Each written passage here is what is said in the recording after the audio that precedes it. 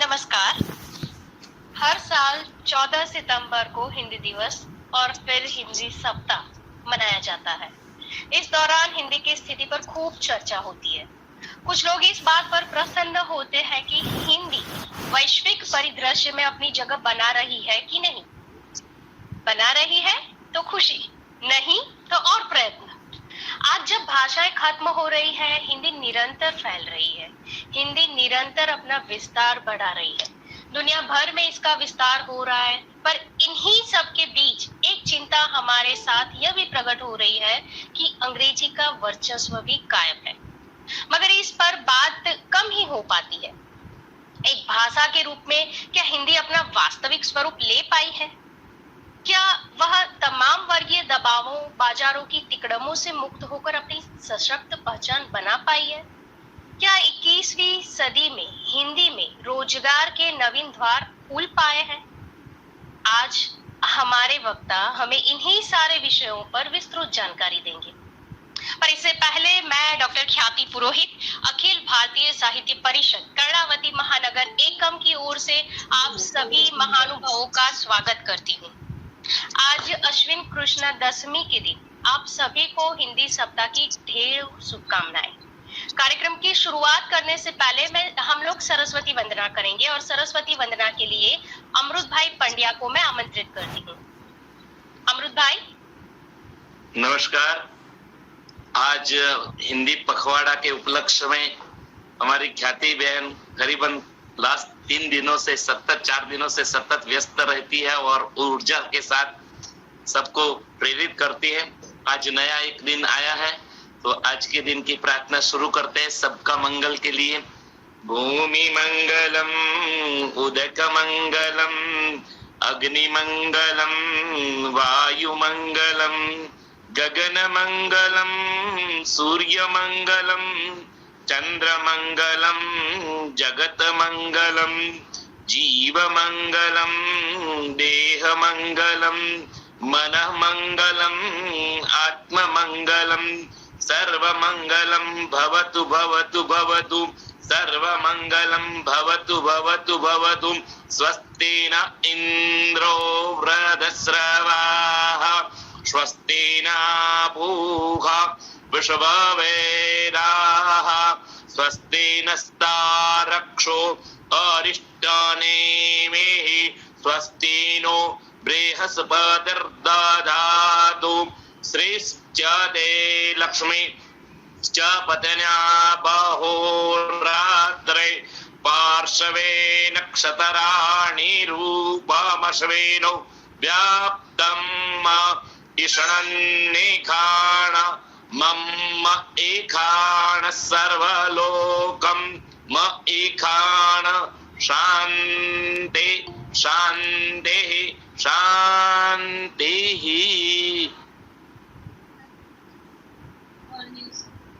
अमृत भाई, हर बार की तरह आज भी आपने माहौल में एकदम पवित्रता का संचार कर दिया। हमेशा की तरह आज भी हमने कार्यक्रम को 2 भागों में बांटा है, गद्य एवं पद्य। गद्य यानी कि वक्तव्य के लिए आज हमारे साथ गद्य में वक्ता हमारे साथ वक्तव्य देंगे और हमारे साथ आज जुड़े हैं डॉक्टर नीलम सेन, और पद्य के लिए हमारे साथ जुड़े हैं संजय पवार जी। इन दोनों वक्ता और कवि मित्रों का रसास्वादन लेने से पहले मैं चाहूंगी, मैं कार्यक्रम की शुरुआत करने से पहले अखिल भारतीय साहित्य परिषद का छोटा सा परिचय आप लोगों को देना चाहती हूँ।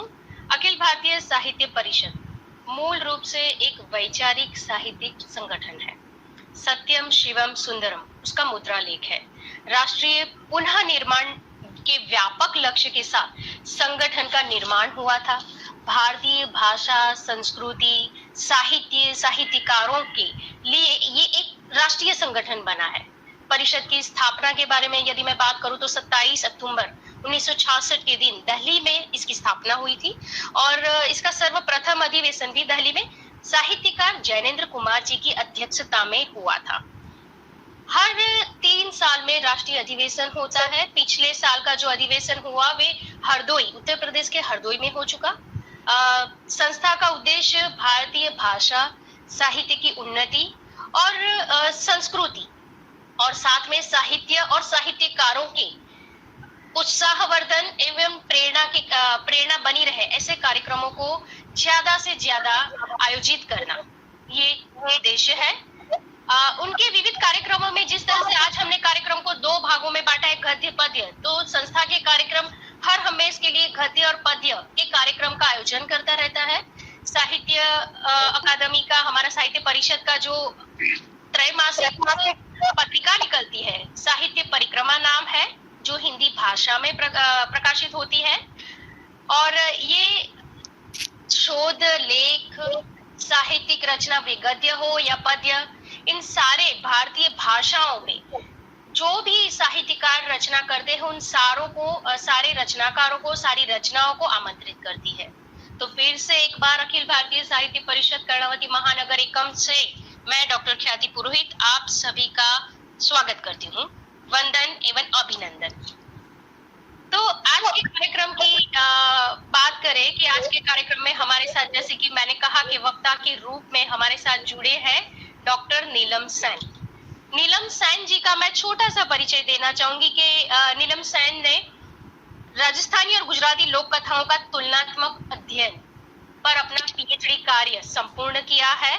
और शैक्षणिक अनुभव की उनकी बात करूं तो वे पिछले 4.5 वर्ष तक अहमदाबाद की प्रतिष्ठित संस्था राजस्थान हिंदी हाई स्कूल शाहीबाग में माध्यमिक शाला में अध्यापन का कार्य करती रही और अंतिम 8.5 साल से वे महाराष्ट्र की सीमा पर बस एक छोटे से गांव भिलाड तहसील में प्राध्यापिका के रूप में कार्यरत है।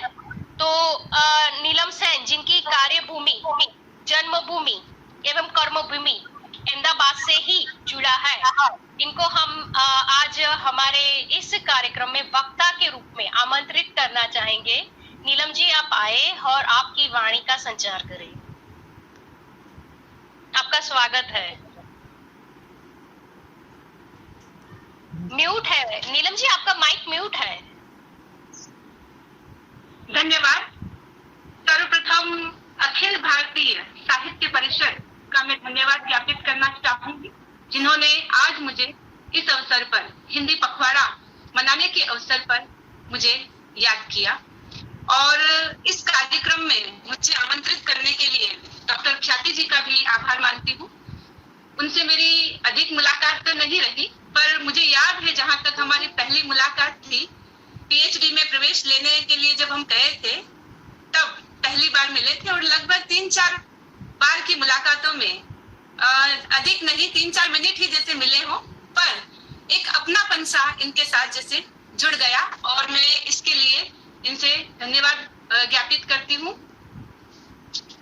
मेरा जो आज का विषय है, हिंदी और रोजगार। सर्वप्रथम मैं आपको बता दूं कि मैं हिंदी विषय से तो जुड़ी हुई हूँ।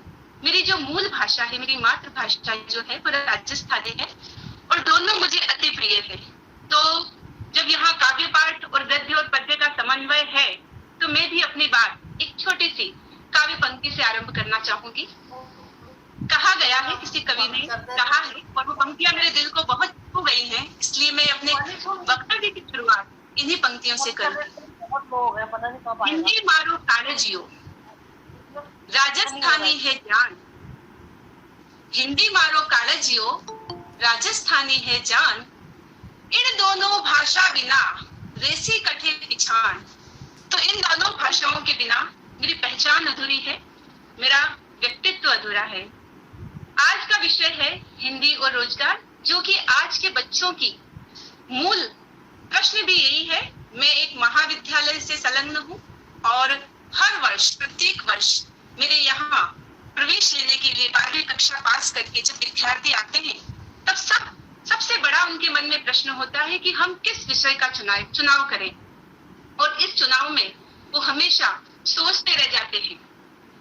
मैं उस समय ये सोचती हूँ कि बच्चों को आज सही मार्गदर्शन की आवश्यकता है। अगर उन्हें सही मार्गदर्शन नहीं दिया जाएगा तो उनका जो भविष्य है वो किसी भी और मुड़ सकता है। शायद जो ये मैं जिस विस्तार में रह रही हूँ, जहाँ मैं अध्यापन कार्य कर रही हूँ, वो एक ग्रामीण विस्तार है। और ऐसे ग्रामीण विस्तार में जब विद्यार्थी ऐसे प्रश्न लेकर आते हैं और यहाँ दिशा निर्देश करने वाला कोई भी नहीं, खासतौर हिंदी के विषय में मैं कहूँ, यहाँ हिंदी के विषय में कोई भी सामग्री भी उपलब्ध नहीं है और ना ही कोई ऐसे विचार हैं जो कोई हमारे सामने प्रस्तुत कर सके। जब भी मैं किसी पुराने रिश्तेदार या मित्र से मिलती हूँ, उनके साथ चर्चा करती हूँ कि वे क्या कर रहे हैं, तब वे अपने बारे में बताते हैं, पर उनके जो जवाब होते हैं उनमें अलग अलग विविधता देखने को मिलती है, उनमें साम्यता देखने को नहीं मिलती। कुछ लोग जो हैं वो ये कहते हैं कि वो शिक्षा के व्यवसाय से जुड़े हुए हैं। तब उनकी बातों से मुझे ये अनुमान चलता है कि जो शिक्षा का व्यवसाय है, उन्होंने बतौर अपनी रस रुचि से नहीं या कुछ नया करने की रुचि से नहीं, परंतु कुछ न कर पाने के एवज में उसे स्वीकार किया है। ये आज की मानसिकता है।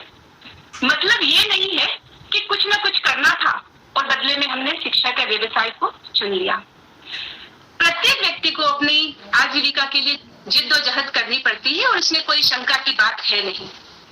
लेकिन चिंता का विषय यहाँ बन जाता है कि आजीविका के इस अनमने से चुनाव में उन विद्यार्थियों का क्या अपराध जो उन्हें उन लोगों के हवाले कर देते हैं जो केवल अर्थोपार्जन के हेतु ही वर्गखंड में जाते हैं।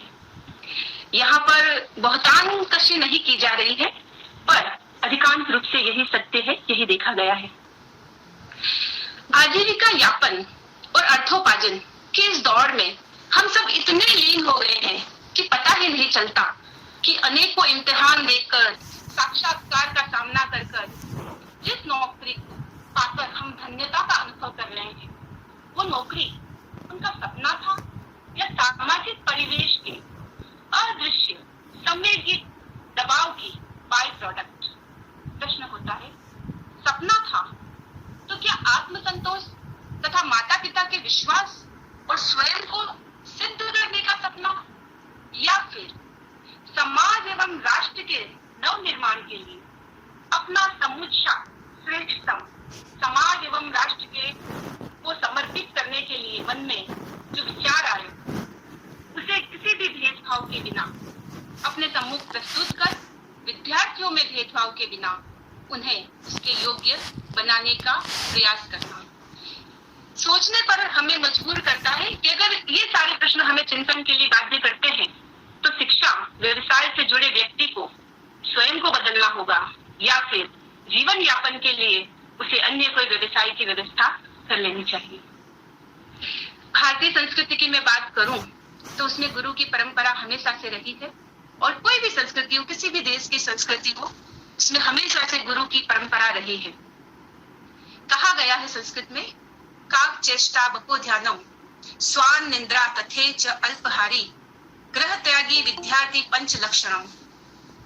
भारतीय संस्कृति में ऐसा भले ही कहा गया है, परंतु वर्तमान परिप्रेक्ष्य की मैं बात करूं तो आम विद्यार्थी के लिए ये बातें आज बेमानी हो गई हैं। उन्हें केवल परीक्षा केंद्रीय पढ़ाई से मतलब है। जिज्ञासा वृत्ति या खोजी वृत्ति जिसे हम कह सकते हैं, ये अभाव आजकल के विद्यार्थियों में देखने को मिल रहा है और इस मनोवृत्ति को बदलने के लिए अध्यापक, अभिभावक और विद्यार्थी इन तीनों को सतेज और सजग होने की जरूरत है। एक अध्यापक के रूप में जब मैं देखती हूँ कि महाविद्यालय स्तर पर विद्यार्थी जब आता है तो हिंदी विषय को मुख्य रूप में लेकर उसके मन में अनेक प्रश्न जागृत होते हैं और जब उससे हिंदी को रख लेता है मुख्य विषय के रूप में और उससे प्रश्न किया जाता है कि आपने हिंदी विषय का चुनाव क्यों किया, तब उसके बहुत से उत्तर होते हैं। उनमें से अगर कुछ ऐसा कहते हैं कि मित्र ले रहे थे इसलिए मैंने ले लिया, किसी रिश्तेदार ने मुझे सलाह दी थी कि हिंदी लेना चाहिए इसलिए ले लिया, या तीसरे विकल्प में ये यूं कहेंगे कि सरल था तो इसलिए हमने हिंदी विषय का चुनाव कर लिया। और आज की जो ये युवा की सोच है, मनोस्थिति है, ये किसी भी राष्ट्र के लिए भयावह सिद्ध हो सकती है, समाज के लिए भी पुनर्विचार का संकेत कायम करती है। नाव चाहे कितनी भी मजबूत क्यों न हो, अगर वह बिना किसी उद्देश्य के और योजना के चलती रहे तो उसे कुछ भी हासिल नहीं होगा। तो सबसे पहले विद्यार्थी को अपना लक्ष्य, अपना ध्येय सिद्ध करना है कि उसे आगे जाकर क्या करना है। इस विषय के चुनाव के पीछे के जो कारण हैं वो उसे समझने होंगे और फिर वो इस विषय के साथ पढ़ेगा तो शायद मेरा मानना है कि उसमें अधिक रस और रुचि उत्पन्न हो सकेगी। हिंदी मेरे रस का विषय है और आजीविका का माध्यम भी, इसलिए हिंदी के प्रति मेरा विशेष अनुराग जो है वो सहज है।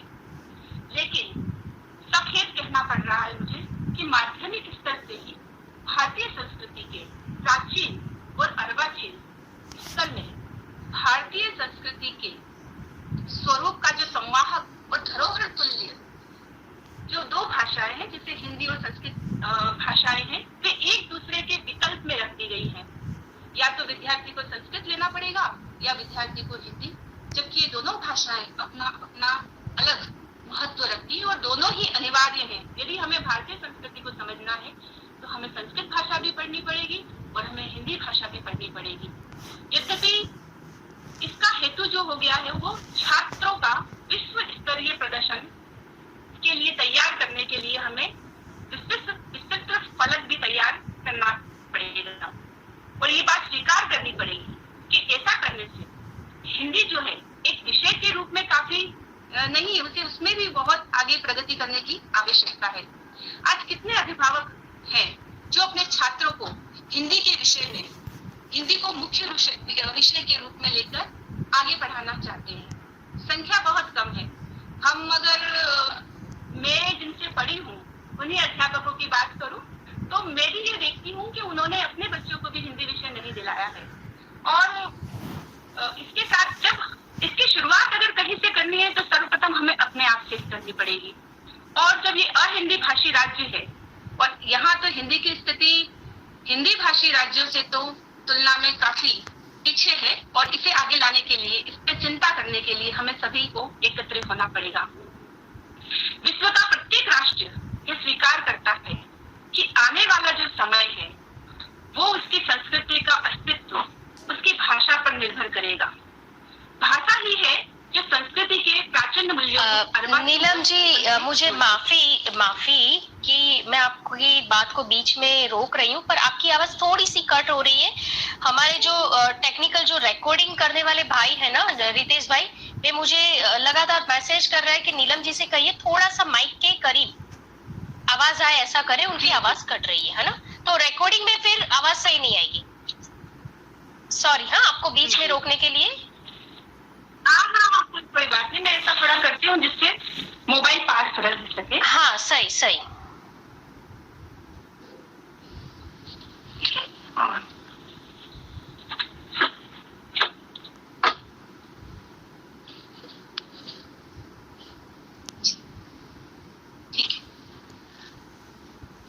हमें इसके लिए शुरुआत अपने आप से करेगी और अहिंदी भाषी जो राज्य हैं उनमें हिंदी को विषय के रूप में लेकर उच्च अभ्यास करने वाले जितने विद्यार्थी हैं उसमें जो गिरावट आ रही है उसमें बढ़ोतरी हो, ऐसे प्रयास करने चाहिए।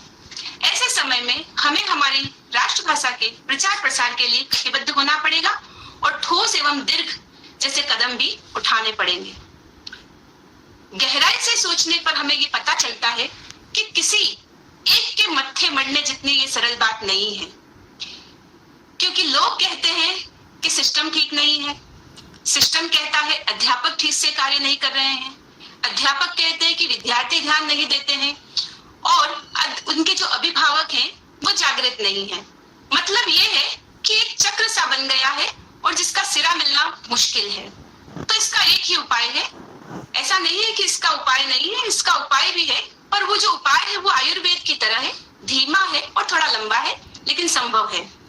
तो अब हम देखते हैं ये सारी बातें जो थी वो हिंदी के विद्यार्थियों की जो समस्याएं हैं उन्हें लेकर मैंने की कि विद्यार्थी क्यों हिंदी भाषा को चयन नहीं कर पा रहे हैं और उन्हें इस चयन के रूप में सर्वप्रथम हमें माध्यमिक कक्षा से ही हिंदी में जो भी आगे रोजगार की जो चीजें हैं, रोजगार संबंधी जो भी बातें हैं, उन्हें माध्यमिक कक्षा से ही समझाना होगा। तभी जाकर विद्यार्थी के मन में रस और रुचि का विषय उत्पन्न होगा।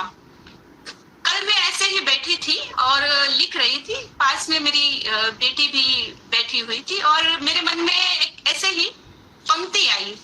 मैं सोच रही थी, हिंदी में है दम, सोच रही थी इसके आगे मैं क्या जोड़ूं। वो उसका कार्य कर रही थी और उसने अचानक ही मुझे कह दिया कि इसके आगे तो बोलो। मैंने कहा मुझे आगे नहीं आ रहा है, और उसने तुरंत कहा कि हिंदी में है दम, हिंदी नहीं है किसी से कम। वाह तो वाह, ये इसको ना गुजराती में एक कहावत है, मोरना इंडा चितरवा ना पड़े। नहीं, वो वैसे इंग्लिश माध्यम में पढ़ती है और हिंदी उसका भी रुचि का विषय है, और वो इंग्लिश में जिस तरह काव्य पाठ करती है उससे बेहतर वो हिंदी में काव्य पाठ करती है। और ऐसा नहीं कि काव्य पाठ करने की दृष्टि से ही करे, वो पूरा उसमें खो जाती है और फिर वो करती है। तो इस प्रकार से वो हम भी अपने बच्चों के माध्यम से ही ये प्रचार प्रसार जो कार्य है सर्वप्रथम अपने घर से शुरुआत करके कर सकते हैं। मुझे इस समय एक उदाहरण याद आ रहा है फादर कामिल बुल्के का, जो यूरोप के रहवासी थे, यूरोप के बेल्जियम के रेंस चैपल शहर के ईसाई परिवार में वे जन्मे थे और इंजीनियरिंग के छात्र रहे थे। परंतु उन्होंने कहीं से तुलसी की राम कथा को सुना था, उसका अनुवाद सुना था, पर उन्हें हिंदी जानने की बड़ी इच्छा थी कि मैं नहीं, इसका जो तुलसीदास ने जिस भाषा में इसे लिखा है, गाया है, मुझे उसमें उसे देखना है। तो आप नहीं मानेंगे, वो सन्यास ले चुके पादरी थे, वो भारत आते हैं और भारत में आकर वो तुलसी की राम कथा को सुनते हैं, उसके लिए वो हिंदी सीखते हैं और राम कथा का गायन करते हैं। और कहा जाता है उनके विषय में कि जब तक राम कथा रहेगी तब तक फादर कामिल बुल्के का नाम भी जीवित रहेगा। तो आज मुझे नहीं पता, उनकी जब मैंने जीवनी पढ़ी तब ये वाक्य मुझे कहीं नहीं मिला कि जिस शिक्षक ने उन्हें उस राम कथा की ओर प्रेरित किया, ऐसे शिक्षक की आज हमें जरूरत है जो तुलसी की याद से हमें जोड़ सके, तुलसी की कविता से हमें जोड़ सके। और कहा गया है, उन्होंने उनकी एक पंक्तियां हैं कि सबको नचावत राम गुसाई, मोहे नचावत तुलसी गोसाई। सबको तो राम नचाते हैं, पर मुझे जो नचाने वाला कार्य करते हैं वो तुलसी है। एक और उदाहरण मैं आपको देना चाहूंगी। हिंदी आधुनिक युग की जब शुरुआत होती है तो एक उपन्यासकार के रूप में, आधुनिक काल के रूप में देवकी नंदन खत्री, जिनकी चंद्रकांता संतति बहुत ही चर्चित उनका जो उपन्यास है वो देखने को मिलता है और वो इतना लोकप्रिय हुआ। उसमें रहस्य है, तिलिस्म है, जादू है, सारी इस तरह की बातें। और वो उपन्यास की शुरुआत के दिन थे और उसी उपन्यास की श्रेणी को सुनने के लिए लोगों ने, यूरोप के लोगों ने, रूस के लोगों ने हिंदी को पढ़ने के लिए यहाँ पर आकर हिंदी सीखी और उस कृति को पढ़ी। यानी कहने का अर्थ है कि भाषा कुछ भी करा सकती है। हमें भाषक नहीं बनना है, भाषा का साधक बनना है। जो हमारे संपर्क में आए उसे हिंदी भाषा से प्रेम हो जाए, हमें ऐसे प्रयास करने चाहिए। अब मैं हिंदी में रोजगार की जो संभावनाएं हैं, जो हिंदी में रोजगार के अवसर हैं, उस पर बात करना चाहूंगी। सर्वप्रथम हिंदी में हम देखते हैं तो अध्यापन का क्षेत्र, हिंदी अध्यापन का क्षेत्र देखने को मिलता है, जिसमें प्राथमिक स्तर से लेकर उच्च शिक्षण के संस्थानों तक योग्यता के अनुसार अवसर उपलब्ध होते हैं। और कुल मिलाके में विद्यार्थियों के तरीके से कहूँ तो ये सदाबहार अवसर है, जो सारे जो विद्यार्थी हैं उनके लिए इसलिए सदाबहार है कि वे हमेशा हर साल ऐसी परीक्षाओं में बैठते हैं जिससे कि शिक्षक बना जाए। प्राथमिक में आप दो प्रकार के शिक्षक देख सकते हैं, अभी तो दो भाग कर दिए गए हैं, उच्च प्राथमिक, निम्न प्राथमिक और उच्च प्राथमिक। उसके बाद हम देखते हैं माध्यमिक में शिक्षक बनने के लिए और उसके बाद उच्च माध्यमिक में। ये हुई साला की बात। और इसमें भी आप हिंदी मुख्य विषय रख के जो है उसकी जो बीएड करना होता है वो करके, और टेट टाट की एग्जाम जो सरकार ने भी 2010 से सबके लिए अनिवार्य कर दी है, उसमें आपको पास होना है और आप फिर शिक्षक के रूप में अवसर प्रदान कर सकते हैं। दूसरी, अगर मैं उच्च अभ्यास की बात करूं, कॉलेज में, महाविद्यालय में अध्यापन के पद पर आपको जाना है तो आपको एक राष्ट्रीय योग्यता परीक्षा होती है जिसे नेट कहा जाता है, नेशनल एलिजिबिलिटी टेस्ट, जो वर्ष में 1 या 2 बार होती रहती है। अभी कोरोना काल की वजह से आगे गई थी, कुछ समय तक नहीं हुई थी, लेकिन फिर से इसी महीने अभी शायद मेरा मानना है कि नेट की परीक्षाएं चल ही रही हैं। और इसमें जो पास होते हैं वे महाविद्यालय में अध्यापक के रूप में नियुक्त होते हैं। इसमें एक और विकल्प है, JRF। जो विद्यार्थी, जो परीक्षार्थी इसमें अधिक नंबर प्राप्त करते हैं, उनके लिए एक आरक्षण होता है कि इतने प्रतिशत लोगों को JRF दी जाती है, जिनके सर्वोच्च अंक होते हैं उन्हें। तो वो ये JRF के जो विद्यार्थी होते हैं, उनकी आजीविका के माध्यम में आप ये भी देख सकते हैं कि जो सरकार है उन्हें प्रति माह 30,000 तक का वेतन देती है, और उस वेतन से उन्हें अपना PhD का कार्य करना होता है, और उसके द्वारा वो अपनी आजीविका पढ़ते हुए भी प्राप्त कर सकते हैं। दूसरा विकल्प रोजगार का मैं हिंदी में देखती हूँ कि हिंदी राजभाषा अधिकारी के रूप में, कि जितने भारत के केंद्रीय संस्थान हैं, कार्यालय हैं, उसमें राजभाषा अधिकारी की नियुक्ति की जाती है। आपने अगर हिंदी में स्नातक तक की पढ़ाई की है और एक विषय के रूप में अंग्रेजी को भी पढ़ा है, तो आप इस पद के लिए आवेदन कर सकते हैं। और अच्छे, अगर आप में प्रतिभा होगी ही और आप इस पद के लिए आवेदन करेंगे और थोड़ी मेहनत करेंगे तो आप इस पद तक पहुंच सकते हैं। राष्ट्रीयकृत बैंकों की मैं बात करूं तो उसमें हिंदी भाषा के अधिकारी के रूप में भी एक पद नियुक्त होता है। थोड़ा मैं यहाँ ये भी कहना चाहूंगी, अभी का मेरा एक अनुभव रहा है, हिंदी दिवस गया और मैंने अपने कॉलेज में ये सोचा कि मैं भी किसी को अपने इस दिन विशेष पर आमंत्रित करूं, और राष्ट्रीयकृत बैंक में शाखा का नाम नहीं दूंगी, पर मैं 2 शाखाओं की मुलाकात लेकर आई, और एक उच्च पद पर आसीन व्यक्ति से जब मैंने कहा कि आप पधारिए और 2 शब्द कहिए, तो उन्होंने एक ही बात कही, मैं हिंदी में नहीं बोल पाऊंगा। जब इतने बड़े पद पर आसीन व्यक्ति ऐसा कह सकता है तो हम समझ सकते हैं कि क्या स्थिति है।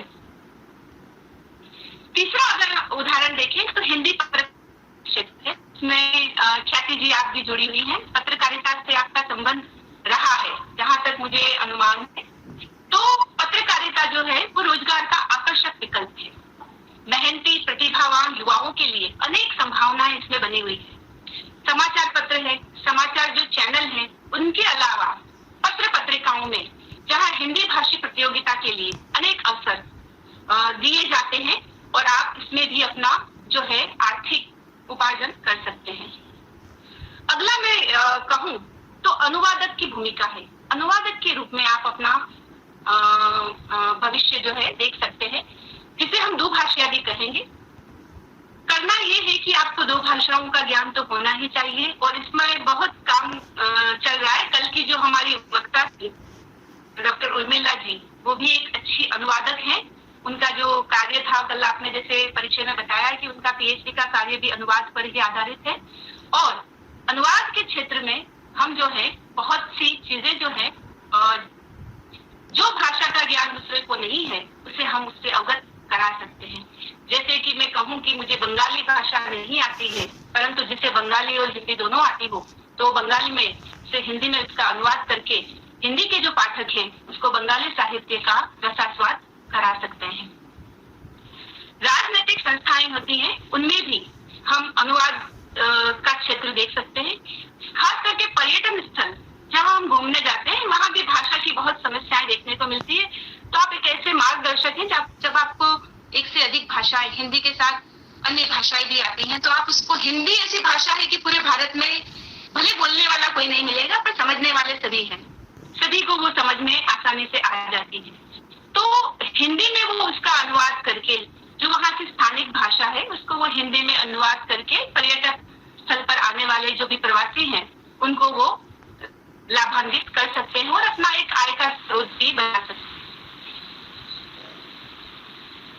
अगला मैं चरण देखूं उसमें तो रेडियो जॉकी और समाचार वाचक देखने को मिलते हैं। आपने शुरुआत में जब आकाशवाणी रेडियो चैनल शुरू हुआ था तो अमीन सयानी जी को कौन नहीं जानता। उनकी आवाज से ही सारे श्रोतागण मंत्रमुग्ध होकर रेडियो बैठ जाया करते थे। और आजकल अगर रेडियो करे तो जो है वो भी बड़ी अच्छी हिंदी में अपना वक्तव्य देते हैं और लोगों को जैसे बांध लेते हैं, इस प्रकार का उनका बोलना है। तो अगर आप में बोलने की क्षमता है, एक अच्छे वक्ता हैं आप, तो इसमें भी आप अपना जो है भविष्य देख सकते हैं। उनको प्रतिभा, अपनी जो उनकी प्रतिभा है उनको देखने का अवसर प्रदान होता है। समाचार आजकल हम देखते हैं कि टीवी जो है उस पर अधिकतर समाचार चैनल जो है वो हिंदी में है। तो उन हिंदी चैनल में काम करने के लिए आप भी अपनी शैली प्रकार वहां पर वक्तव्य संक्षेप में कैसे अपनी बात को कहना और तीव्र गति से कहना, क्योंकि आजकल किसी के पास इतने समय नहीं है, सभी अपनी अपनी भागम दौड़ में लगे हुए हैं और इस भागम दौड़ की जिंदगी में एक समाचार वाचक जो होता है उसका ये कर्तव्य हो जाता है कि वो संक्षेप में अपनी बात को कैसे रखे। तो ये काम जो है बड़ा दायित्वपूर्ण है, परंतु इसमें भी हिंदी भाषा को लेकर हम अपना भविष्य देख सकते हैं। अगला मुद्दा मैं देखूं तो हिंदी में रचनात्मक लेखन, आजकल इसका बोलबाला है। स्वतंत्र लेखन लोग लिखते हैं और इसमें तकनीकी चीजों को अगर हम जोड़ें तो वेबसाइट है, पोर्टल है, ब्लॉग है, फेसबुक, ट्विटर, यूट्यूब, सारी चीजें जो आधुनिक उपकरण हैं, इनके माध्यम से आप स्वतंत्र लेखन का कार्य कर सकते हैं। फिल्म, टीवी, रेडियो, ये सारी चीजें भी इसके अंतर्गत आती हैं। इन सब से जुड़कर आप अपने विषय को लोकप्रिय तो बनाते ही हैं, साथ में आजीविका का वो भी। सारे मुद्दों को देखते हुए मैं कवि सम्मेलन की बात करना चाहूंगी। आपने कवि सम्मेलन देखे होंगे, बड़े बड़े कवि आते हैं, रात्रि के समय उसका आयोजन किया जाता है और वे अपनी कविता से सबको मंत्रमुग्ध कर देते हैं। कुमार विश्वास का नाम कौन नहीं जानता, अंकिता सिंह को कौन नहीं जानते, राहत इंदौर की बात हम करें, पाना की हम बात करें, ये बड़े बड़े ऐसे लोग हैं जो बड़े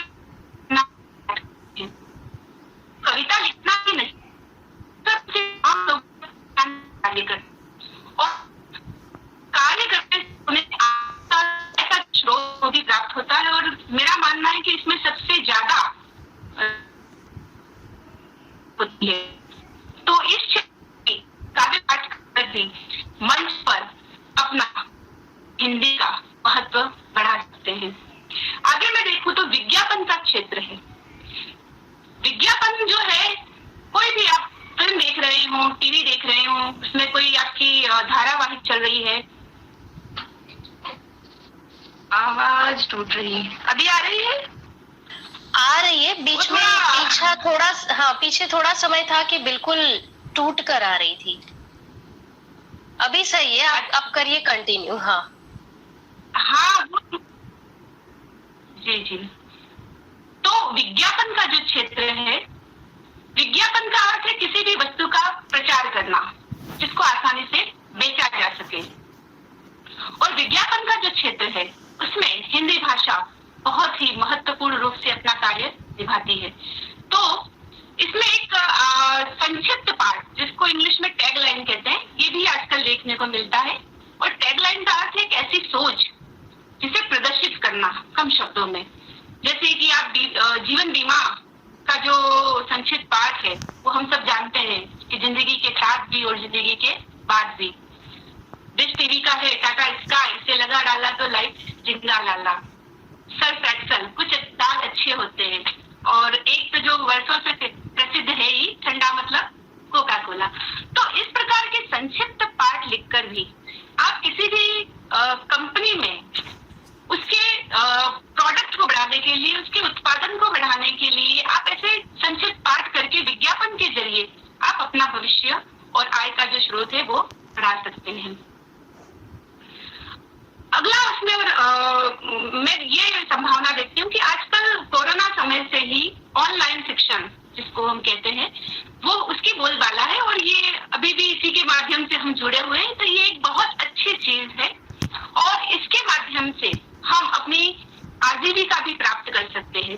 कहीं विदेश, दूर देश में बैठे विद्यार्थी को अगर हिंदी सीखना है और आपकी हिंदी और अंग्रेजी दोनों पे आपका प्रभुत्व है, तो आप उसे यहाँ से बैठे बैठे, घर से बैठे बैठे, पूरा समय भी आपको नहीं देना है, उसके समय के अनुकूल आपको जितना आप समय दे पाए इतने समय में आपको उसे हिंदी का शिक्षण देने का कार्य कर सकते हैं।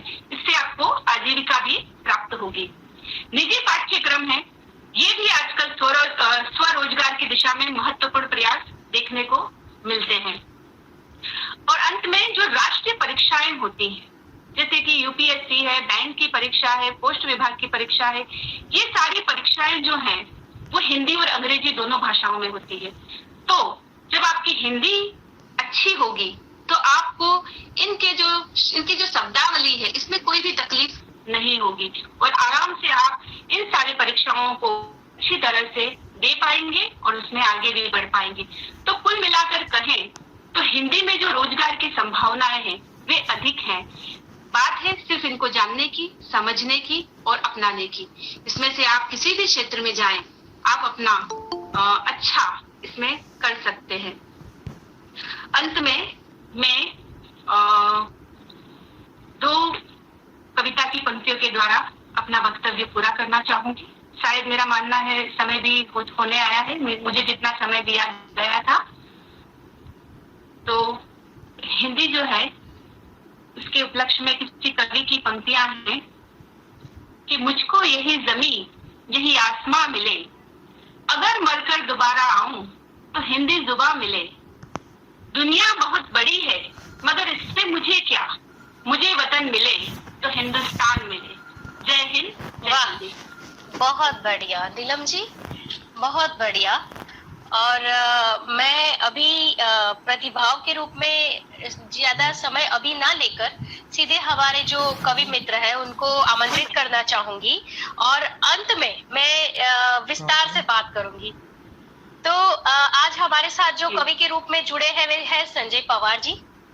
इनके बारे में जो उन्होंने जानकारी दी है उसको पहले मैं आपसे साझा करूंगी। उसके बाद उनका अनुभव कैसे, उनका परिचय मेरे से कैसे हुआ इस बारे में मैं बात करूंगी। तो संजय पवार जी देहरादून के मूल निवासी है। उनके पापा ओएनजीसी में थे, उसके कारण उनकी शिक्षा कई अलग अलग क्षेत्रों से हुई है और उन्होंने बीकॉम और एलएलबी किया है। हालांकि एक बात यहाँ गौर फरमाइएगा कि उनका साहित्य के साथ सीधा कोई नाता नहीं है। 1994 से बैंक ऑफ बड़ौदा में वे कार्यरत है और तब से अब बैंक के जो सेवा है वही निभा रहे हैं।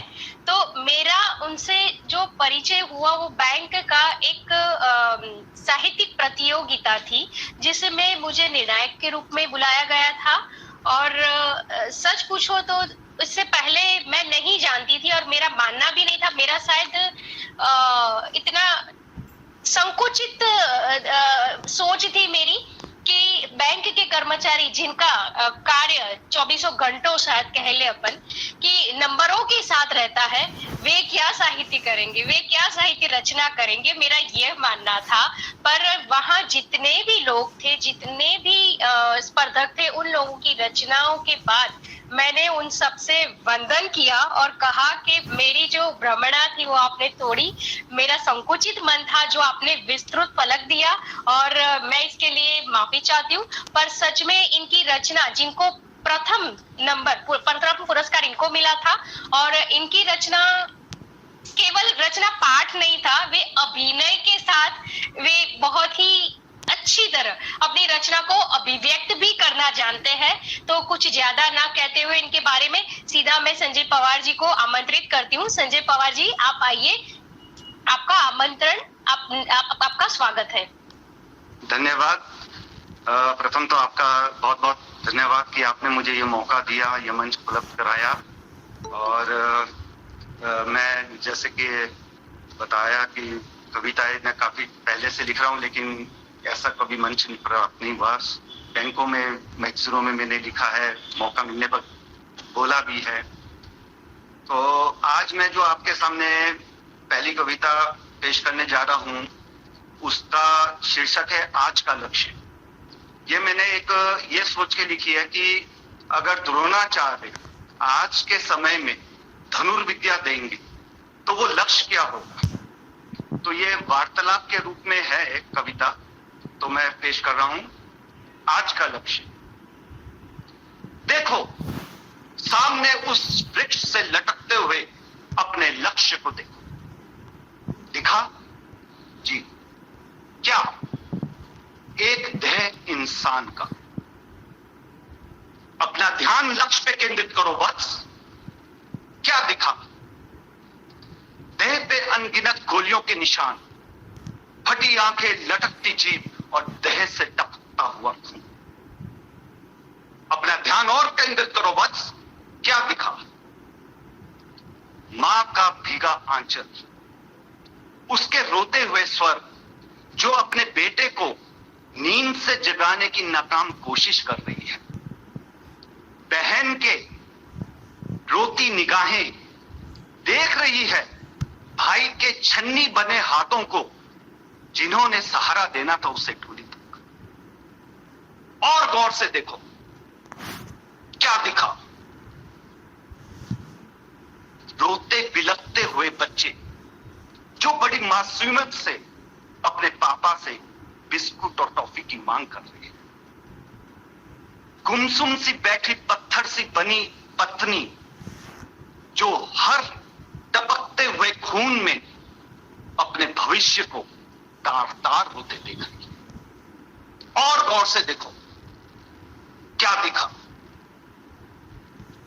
खुद को संभालते हुए औरों को संभालते हुए बाप, खुद को संभालते हुए औरों को संभालते हुए बाप जो न हंस रहा है न रो रहा है, बस जो भाग्य की विडंबना देख चकित है, सोच रहा है कि किसको किसके कांधे पे जाना था पर कौन किसे ले जाए।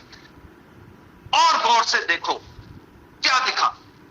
देह के बीचों बीच गोलियों से बना सुराग और सुराग के बीच से दिख रहे हैं दूर कुछ हंसते हुए चेहरे जो अपनी करनी पे इतरा रहे और गोलियां भर रहे। बस वही लक्ष्य है तुम्हारा। चलाओ बाण अर्जुन। धन्यवाद।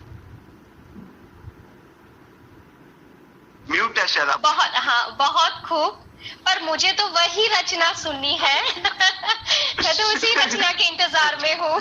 मैं अभी वही पेश करने वाला जी जी जी जी। मेरी दूसरी कविता है भविष्यवाणी। ये थोड़ी हास्य व्यंग वाली में आती है। कॉलेज कर रहा था, कुंवारा था, थोड़ा मन चला, थोड़ा आवारा था, पर कोई भी लड़की मुझे खास नहीं डालती। मन पसीज जाता था जब वो दुत्कारती थी। ऐसे समय में हुई मेरी मुलाकात एक साधु बाबा के साथ। पहले उन्होंने मुख देखा, मस्तिष्क देखा, देखी हाथ की रेखा, फिर कुछ सोचकर कुछ गिनकर बोले, निरंजन ब्रह्म बोले, वो जो बोले सत्य बोले। बच्चा अभी तू लाख जतन कर ले पर वो हाथ नहीं आएंगी। 7 साल 7 महीने 7 दिनों के बाद परिस्थिति पूरी बदल जाएगी। तब वो खुद तेरे पास चलकर आएंगी, तुझसे हंसेंगी, हंसाएंगी, तुझे लुभाएंगी। किसी के साथ तेरा नैन भटका होगा, किसी के साथ तेरा मन खट्टा होगा। कभी तू हंस कर, कभी तू चिल्ला के बात करेगा। बच्चा भले ही तू कृष्ण बना, गोपियों से घिरा होगा, लेकिन तेरा मन तब तनिक भी माया और मोह से जाल से फंसेगा नहीं, तनिक भी विचलित नहीं होगा। बच्चा वो परिस्थितियां इतनी विपरीत हो जाएंगी कि जब भी वो सामने आएंगी तेरी नजरें नीची हो जाएंगी। नजदीकियां होते हुए भी दूरियां होंगी, मानो तुम्हारे बीच में कोई पारदर्शी दीवार हो। लेकिन बच्चा वो योग होगा अच्छा, लेकिन बच्चा वो योग होगा अच्छा, तुझ पे लक्ष्मी और कुबेर की अपार कृपा हो जाएगी। दौलत इतनी होगी कि उंगलियां गिनते गिनते थक जाएगी। आज 7 साल 7 महीने 7 दिनों के बाद सच हो गई है साधु बाबा की बात। आज 7 साल 7 महीने 7 दिनों के बाद सच हो गई है साधु बाबा की बात। महिला डिग्री कॉलेज की शाखा में हेड कैशियर बन गया हूं मैं आज। महिला डिग्री कॉलेज की शाखा में हेड कैशियर बन गया हूं मैं आज। कृष्ण बना गोपियों से घिरा रहता हूं, कभी हंसता हूं कभी चिल्लाता हूं। जब भी वो सामने आती हैं, पारदर्शी दीवार बीच में आ जाती है, मेरी नजरें नीची हो जाती हैं और उंगलियां गिनते गिनते थक जाती है। बम बम बोले। बहुत बढ़िया। बहुत खूब। और यही इनकी रचना थी। और ये तो फिलहाल ये तो ऑनलाइन हम बात कर रहे हैं, इनको देख रहे हैं इसलिए। बाकी उन्होंने प्रत्यक्ष रूप में जो अभिनय के साथ ये इस रचना का पाठ किया था, रोंगटे खड़े हो गए थे जब वो बोलते थे बम बम बोले, इतनी जोर से चिल्लाते थे, मैं उनके करीबी थी, चौंक गई थी। बहुत खूब। आप एक और रचना पाठ कर। एक छोटी सी और मैं पेश करता हूँ। जरूर। इसका शीर्षक है एक थी झील। एक थी झील, हाँ वही झील जिसने हमेशा गांव के कपूतों को, उलझनियों को बिठाया प्यार से अपनी गोद में,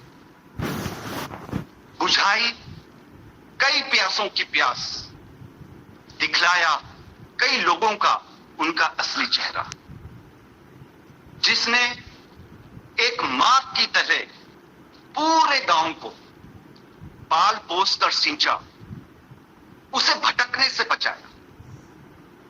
पर आजादी आते ही गांव भी आजाद ख्याल का हो गया, पढ़ लिख कर बड़ा हो गया, शहर बन गया, छोड़ गया इस निर्मल असहाय विधवा मां की तरह, देता रहा रोज जो रोटियों के नाम पर उसे अपनी ही गंदगी।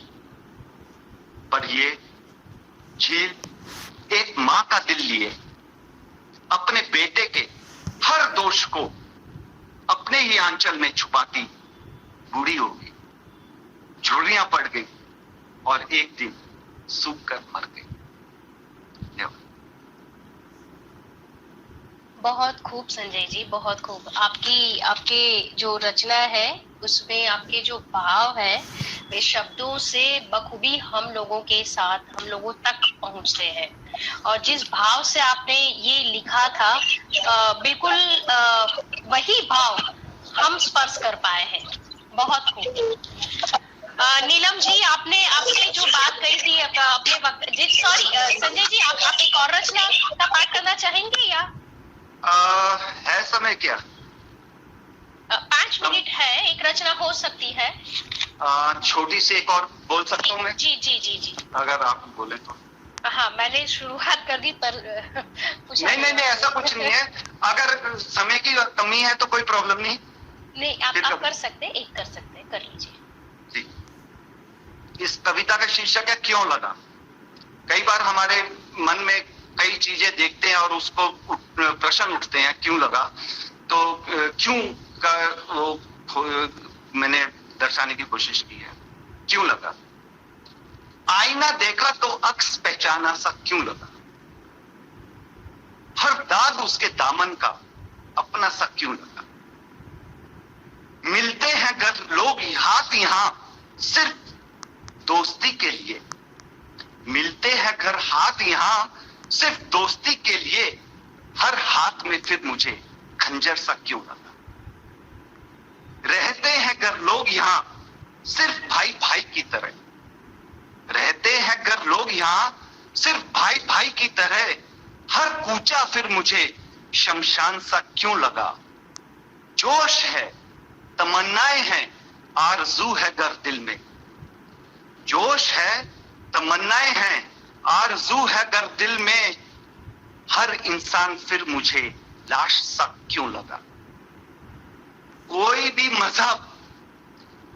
मजहब घर सिखाता नहीं है भेदभाव, कोई भी मजहब घर सिखाता नहीं है भेदभाव, कोई हिंदू कोई मुस्लिम सिख ईसाई मुझे क्यों लगा। क्यों लगा, क्यों लगा, क्यों लगा। अगर इन सवालों का जवाब नहीं है यारो, तो हर चेहरे पे मातम सा छाया क्यों लगा। वाह, बहुत खूब, बहुत खूब संजय जी। और प्रतिभाव देने के लिए मैं हमारे धनंजय भांजा जी से, है ना धनंजय जी, आपका स्वागत है। जी, आज तो बोलने को कुछ नहीं रखते, जैसे हिंदी का कार्यक्रम है, लेकिन अंग्रेजी में कहावत है, I am speechless so I will speak less. इतना बढ़िया वक्तव्य रहा, इतना बढ़िया मुद्दे के ऊपर नीलम जी बोली। महाराष्ट्र, राजस्थान, गुजरात और त्रिवेणी संगम कर रही है, बहुत अनुभव के साथ बोली है। और साथ साथ संजय जी बैंकिंग बैकग्राउंड से आकर, बैंक का दूसरा मतलब होता है विश्वास। बैंक का दूसरा अर्थ, बैंक का एक्चुअली हिंदी अर्थ है हमारे खातिर विश्वास। जनमन का विश्वास के साथ काम करते हैं। जो लोग कहते हैं कि बैंक का मतलब क्या है, कम ब्याज देकर लोन देते हैं, ज्यादा ब्याज लेकर लोन उठाते हैं, इसको बैंक नहीं कहते। बैंक का अर्थ है लॉयल्टी, ट्रस्ट, विश्वास। मुझे बहुत विश्वास है कि भारतीय जो साहित्य परिषद है, इसमें कर्णावती शाखा सर्वभारतीय स्तर में बहुत आगे है और आगे भी रहेगा। जहाँ संजय जी, नीलम जी या विजय जी हो, इनकी ऐसे प्रतिभावान लोगों को आप ढूंढ के लाते हैं। और खास करके जयमल भाई हैं, तो प्रतिशत में इतना ही बोलूंगा कि आजकल हमारे जमाने में, आप सब तो मेरे कॉन्टेम्परेरी समसामयिक हैं, हमारे समय में शिक्षा व्यवस्था में नियुक्ति नहीं होती थी, बयान हो जाता था। 10, 12, 15 साल तक मंडल कमीशन आ गया, रिजर्वेशन आ गया, आरक्षण। भारत में तो दो ही चीज है, एक आरक्षण, एक प्रदूषण, और इसको टक्कर दे के आगे जाना चाहिए।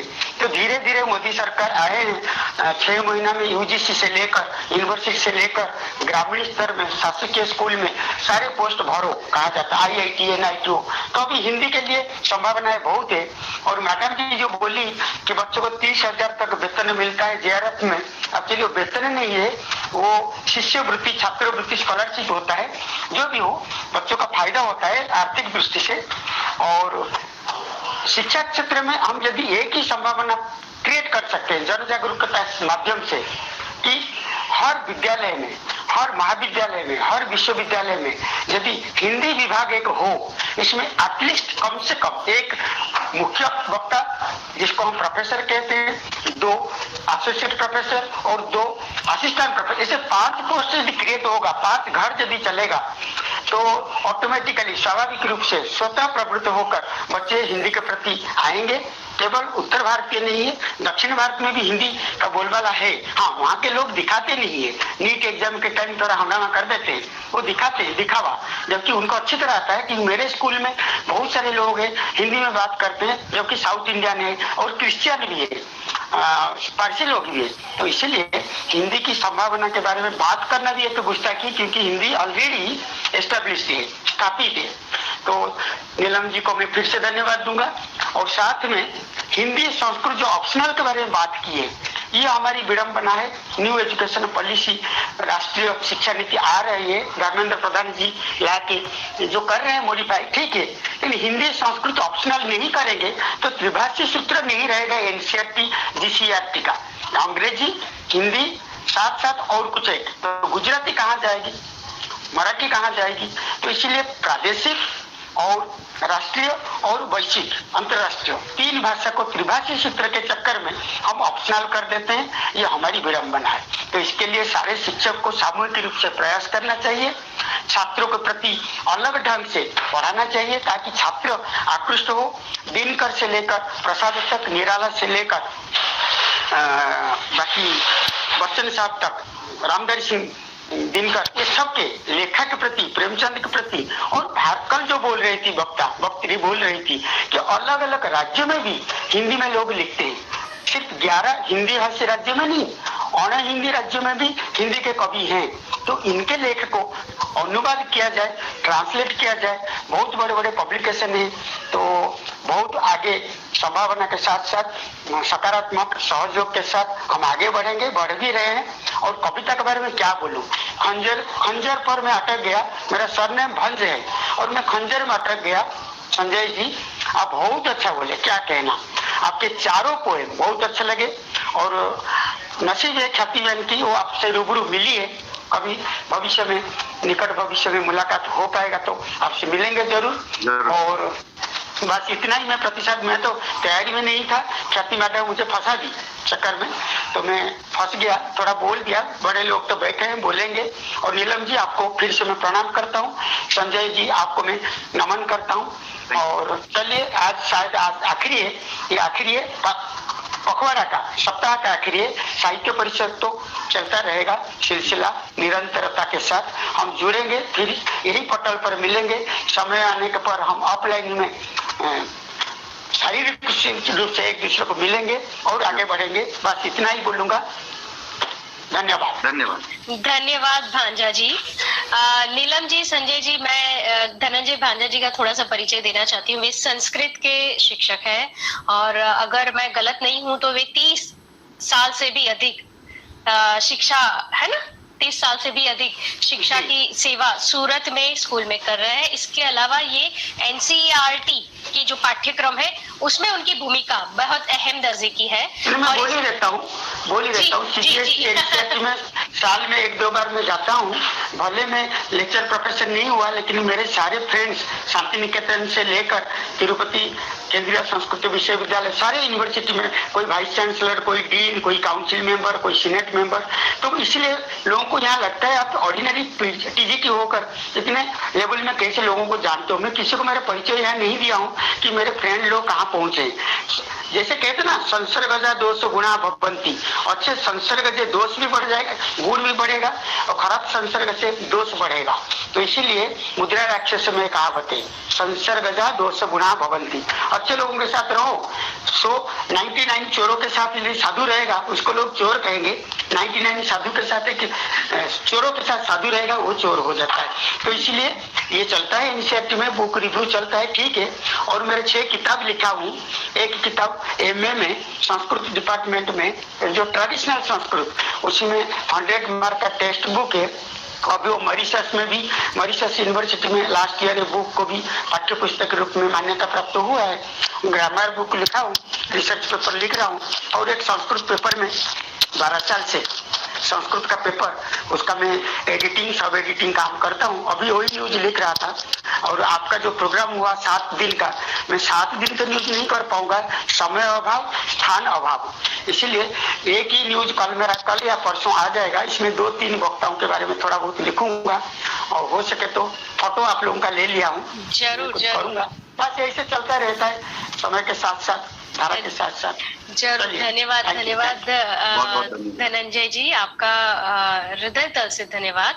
और कार्यक्रम को अंतिम मोड़ पर ले जाए उससे पहले हिंदी की बात है, और सच कहें तो ये 7 दिन हिंदी के साथ इस तरह से जुड़ गए कि आज अंतिम दिन है, ये सोचकर भी थोड़ा सा दुख हो रहा है।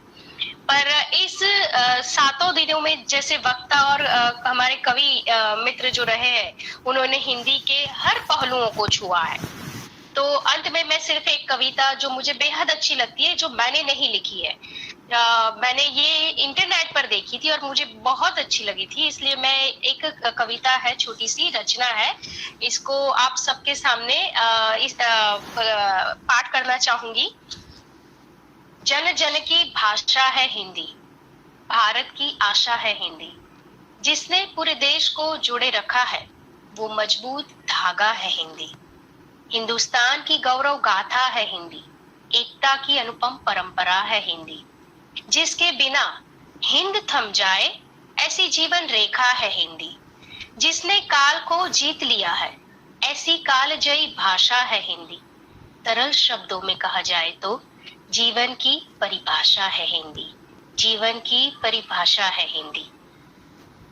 तो बहुत बढ़िया। जी, तो आप दोनों, आप वक्ता के रूप में नीलम जी और काव्य पाठ करने के लिए हमारे साथ आज थे संजय जी, आप दोनों का हृदय तल से धन्यवाद। और कार्यक्रम को हम अंतिम घोषित करें उससे पहले, अंत इसका घोषित करें उससे पहले हम शांति पाठ करेंगे। ओम सहना भवतु सहनौ भुनक्तु सह वीर्यं करवावहै तेजस्विनावधितमस्तु मा विद्विषावहै।